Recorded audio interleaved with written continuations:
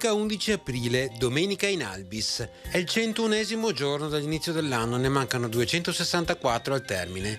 Il sole sorge alle 6:32, tramonta alle 19:52. La luna sorge alle 6:43, tramonta alle 19:12.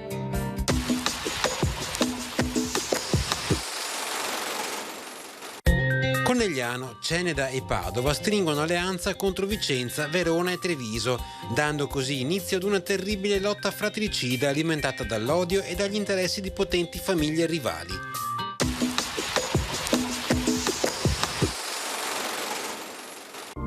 Le previsioni per domani: cielo molto nuvoloso o coperto, probabilità alta di precipitazioni che saranno estese, frequenti, anche con rovesci, specie nella seconda metà di giornata e sulle zone prealpine e pedemontane, con quota neve in salita fino ai 1700-2000 metri nella prima metà di giornata e poi in discesa specie di sera fino a 1200-1400 metri sulle prealpi e 1000-1200 metri sulle Dolomiti.